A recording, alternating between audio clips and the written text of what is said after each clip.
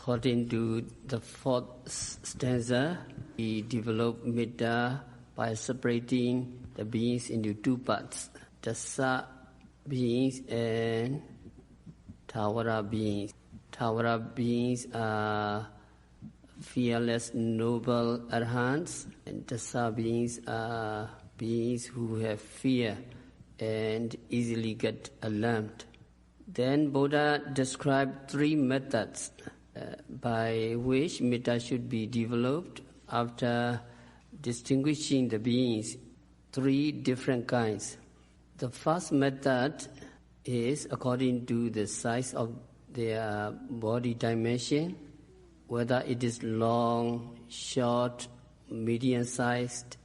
Out of the three kinds, those beings who have lengthy bodies, such as snakes, dragons, lizards, earthworms, etc., they are Dīghā beings, lengthy creatures who have lengthy bodies. And creatures who have short bodies are chickens, birds, frogs, etc. And medium-sized creatures are horses, cattle, buffalo, pigs, etc.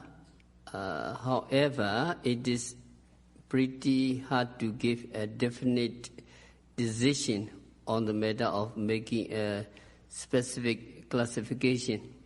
Yekeji pana buddhati digawa rasawa mijimawa. Imebi sabasata pavantu sukhitata. Diga, rasa, and mit. So according to method, Mettā, follow my recitation. May those beings who have long bodies be happy in both body and mind. May those beings who have short bodies be happy in both body and mind. May those beings who have medium-sized body be happy in both body and mind. And then second method is explain the way how to develop Mettā by distinguishing the beings according to their bodily size, as to whether they are big or small or medium-sized. So of the three kinds, beings who have huge bodies are marine mammals, such as big fish, turtle, etc., and those animal beings living on land, such as elephant, dragons, etc., and they include giants or ogres, also devas, as well as brahmas, of immense bodily dimension from the world of devas. It mentioned that Surya Deva, Sun Deva, huge body, and small and tiny creatures are small invertebrate animals like insects, etc.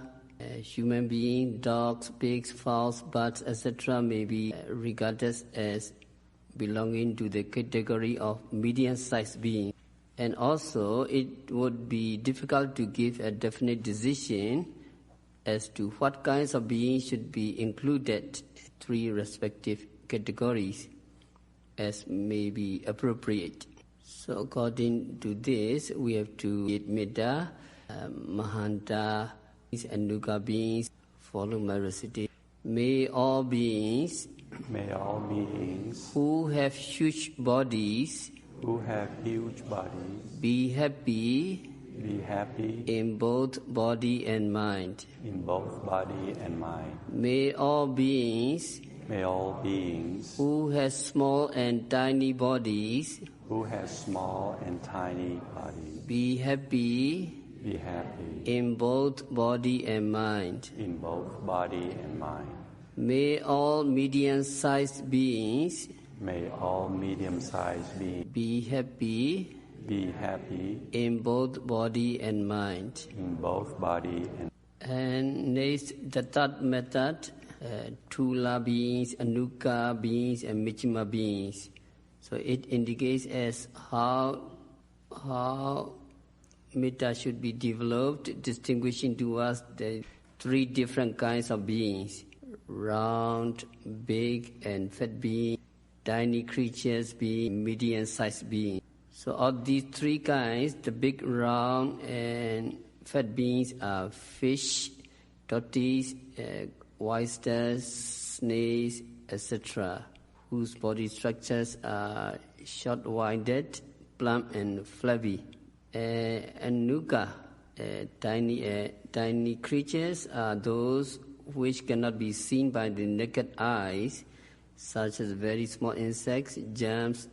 The middle-sized beings are those creatures which are ordinarily visible, may be said to be beings not too big or too fat. So these three kinds of beings are pretty difficult to be classified with certainty under which category they would fall. So according to the third method, we have 8 mettā to recite. Please follow my recitation. May all beings whose body is round and fat be happy in both body and mind. May all beings whose body is very tiny and small be happy in both body and mind. May all beings who have medium-sized body be happy in both body and mind. Daittha wa yewa adaittha yewa dure vasanti awe dure Buddha wa sambhavesi wa sabba satta bhavantu sukhitata. It's the 5th stanza. It mentions 3 methods of developing mettā by distinguishing into 2 parts. So the first pair is a manner in which mettā is developed, distinguishing between beings that have been seen before and the beings that have never been seen before. It is quite clear and precise, and it is easily understandable. So some beings, those beings you have been met and you have seen before. That is one group. Another being you have never been met and you have never seen before. So all seen beings, unseen beings radiate. Follow my recitation. May those beings who have been met and seen before be happy in both body and mind. May those beings who have never been met and seen before be happy in both body and mind. And the next pair is Dure Vasanta and Sandike Vasanta. So it indicates the manner in which mettā is developed, distinguishing between who live nearby and who live afar. In radiating the feeling of loving kindness relating to the place, whether it is near or remote, be distinguished according to your own wish. Who are living afar, some beings very, very far, some beings live in other planets, and some beings live in other universe. Scientists are still discovering, living very far in the remote area. But some beings, the family, the friends, live very near. So all beings, so follow my recitation. May all those beings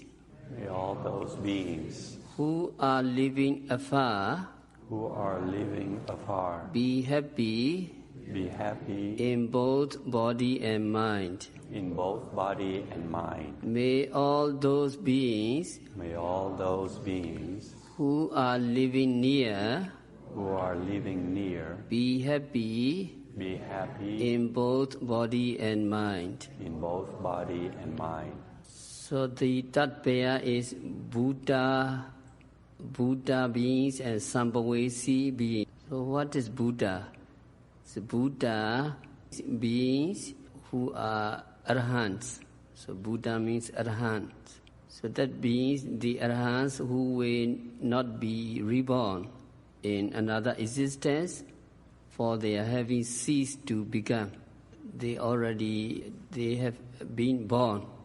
They have ceased to become. So they are Arahant. Another beings are Sambhavesi. Sambhavesi means beings who are about to become. They are those ordinary worldling, Putujana and Sikha, individual who will be reborn again in the next existence. Why they reborn? Because they have not been free from kilesa.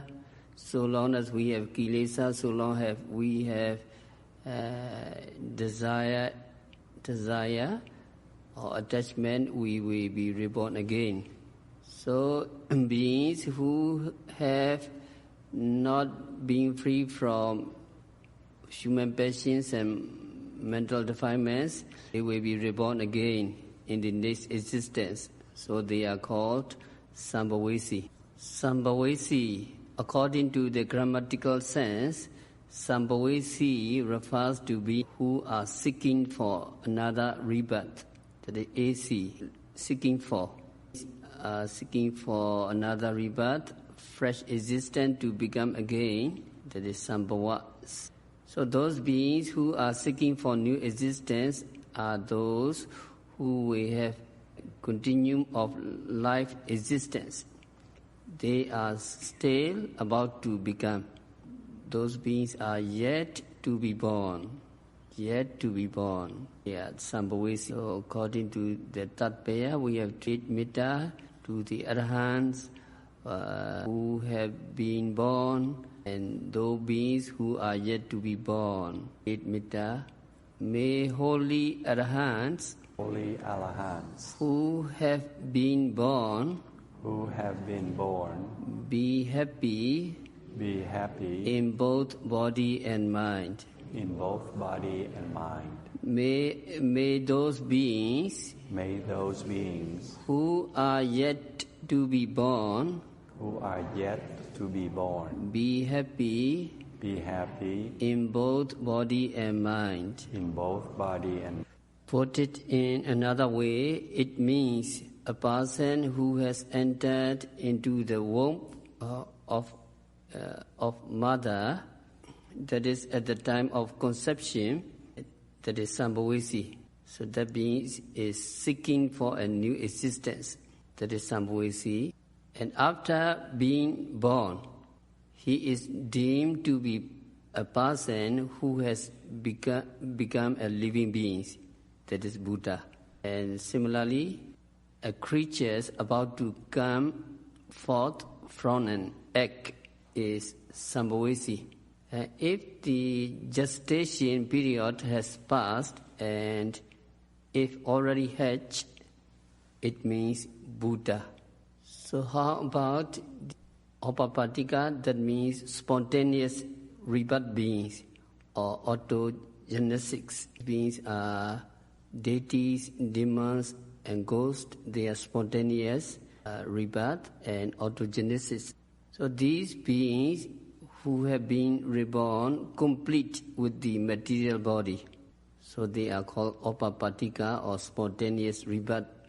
So for demons and ghosts, Sambhavesi means at the moment of rebirth consciousness takes place, are regarded as beings or creatures in the making, that is about to become Sambhavesi. After that rebirth consciousness moment, they are called Buddha.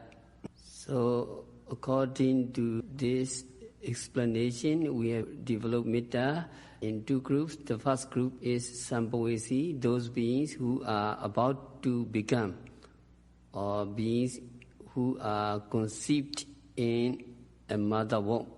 Another group is who have come to be or who have already been born. Follow mine. May those beings who are about to become and who are conceived in a mother's womb be happy in both body and mind. May those beings who have come to be and have already been born be happy in both body and mind. So Buddha described the manner of developing Mettā with a view to bring about prosperity and wealth. Then Buddha instructed how to develop Mettā, hoping to get liberated from misery and suffering. The following stanza: Na paropara nikopeta nati minyeta kata china kenji pyarosana padiga sinya ninya minyasa dukha mejaya. Let none deceive another or despise any person in any place. So Buddha mentioned in commercial or business affairs, fraudulent dealings or deception may take place. In religious affairs, deception is also practiced. In the matter of making a business deal, criminal deception done is by way of deceiving the buyer by the seller in his transaction, and by the use of false weight less than the correct weight, by placing it on scales or weighing machine, or by using a measuring cup, etc. So this kinds of trick is fairly common. It is well known to the majority of the people, a lot of cheating. So another thing is found in the sale of articles made of gold or silver, which are imitation, that is not genuine, also very common. Sometimes a cheat may pose himself as an honest man. So this shows no loving kindness. So in religious affairs, there are many deception and many cheating.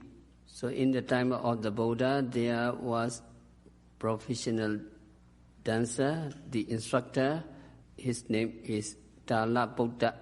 So one day, the instructor, by profession in the art of dancing, Buddha, approached Buddha and reverentially asked the Buddha, Bande, I have heard what other teachers in succession have said, that a dancer, being capable of giving delight and pleasure to the public, in his next existence he will become a jovial or crownish Deva called Bahasa in Deva land.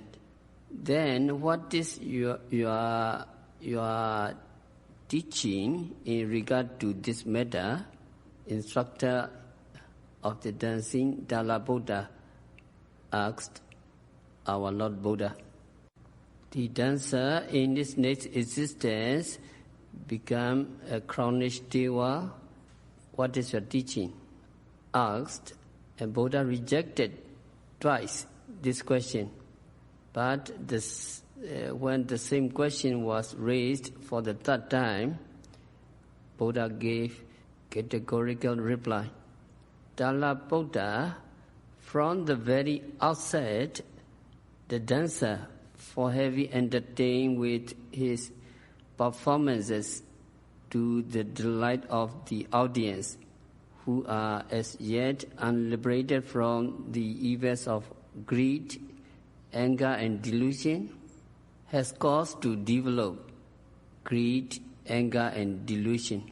So in the next existence, after his demise, it is very likely that the dancer would go down to hell, called Bahasa.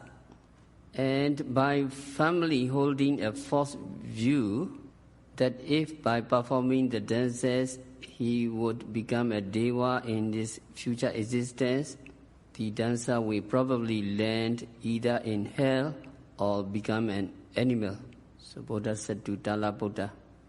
After hearing this statement, Talabuddha, the chief dance instructor, began to cry. He cried because he had been deceived by his teachers or throughout a long period of time, that by staging dancing performances before an audience to make them happy and pleasurable, the dancer will become a Pahasa Deva, deceived by his teachers. And when hearing the statement of the Lord Buddha, he cried. Cheating one another with cunning and deceit, these are unwholesome deeds. It is a sign of non-loving kindness. So we have to recite, for example, cheating one another with cunning, and from these unwholesome deeds you all be free. Please follow my recitation. Cheating one another with cunning and deceit. With cunning and deceit. Cheating one another with cunning and deceit. With cunning and deceit. From these unwholesome deeds, may you all be free. May you all be free. From these unwholesome deeds, may you all be free. May you all be free. We stop our discourse for today by practicing Satipatthana Vipassana meditation, by radiating loving kindness, by practicing, by observing every phenomena occurring at the six senses continuously and meticulously. May you all practitioners